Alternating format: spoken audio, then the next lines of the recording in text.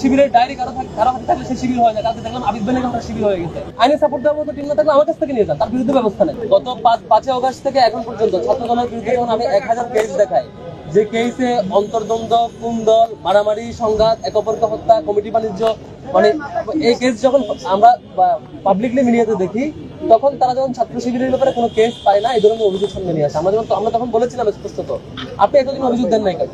আমাদের বারবার বলেছি অভিযোগ দেন, অভিযোগ দেন। আবিদ ভাইয়ের কাছে যদি লিগেল টিম না থাকে আমার কাছ থেকে নিয়ে যান, আজকে মামলা করেন। যার ব্যাপারে অভিযোগ দিচ্ছেন তার ব্যাপারে এখন গিয়ে মামলা করেন। আপনার কাছে টাকা পয়সা না থাকলে, লিগেল টিম না থাকলে, আইনি সাপোর্ট দেওয়ার মতো টিম না থাকলে আমার কাছ থেকে নিয়ে যান, তার বিরুদ্ধে ব্যবস্থা নেন। ওয়ালটন এসি এক্সচেঞ্জ অফারে এখন যে কোনো ব্র্যান্ডের পুরাতন এসি বদলে নতুন ওয়ালটন এসিতে উপভোগ করুন 25% ছাড়। Walton air conditioner, comfort without compromise. এতদিন চুপ ছিলেন কেন? হঠাৎ করে এটা অভিযোগ, বানোয়াট অভিযোগ করলে আপনি, আর যদি সত্যিকার অভিযোগ হয় আপনি ব্যবস্থা নেন, আমরা আইনি সহযোগিতা, সাথী সহযোগিতা আমরা করবো কোনো অপরাধীর বেলায়। আর যদি এমন হয় যে হচ্ছে শিবিরের ডায়েরি কারো হাতে থাকলে সে শিবির হয় না, কালকে দেখলাম আবিদ ভাই নাকি শিবির হয়ে গেছে। আবিদ ভাই কোথায়? আমরা ছাত্র শিবিরের পক্ষ থেকে সবাইকে ডায়েরি গিফট করি আর কি, অন্যান্য সংগঠনকে। হয়তো ভাই এখান থেকে একটা ডায়েরি হাতে নিয়ে কোথাও প্রেস কনফারেন্স করছে, ফেসবুকে তাকে শিবির বানিয়ে দেওয়া হয়েছে। এখন ওনারা অন্তর্দ্বন্দ্বে একে অপরকে মন খারাপ করবে, একে অপরকে শিবির বানাবে ট্যাগিং দিয়ে নিজেদের দলের মধ্যে একে অপরকে খুনও করতে পারে। এই ট্যাগিং এর রাজনীতিতে ওনারা একটা অভিযোগ বানাবে, সেই অভিযোগ আমাদের বিশ্বাস করতে হবে। আর সেই অভিযোগ সত্য হয় তাহলে আপনি ব্যবস্থা নেন। হঠাৎ করে ডাক্তার আগ মুহূর্তে বাংলার গল্প বলে লাভ নাই। আর আপনি যদি ব্যবস্থা নেন, আমরা লিগেল টিমকে আপনাকে সাপোর্ট দেবো।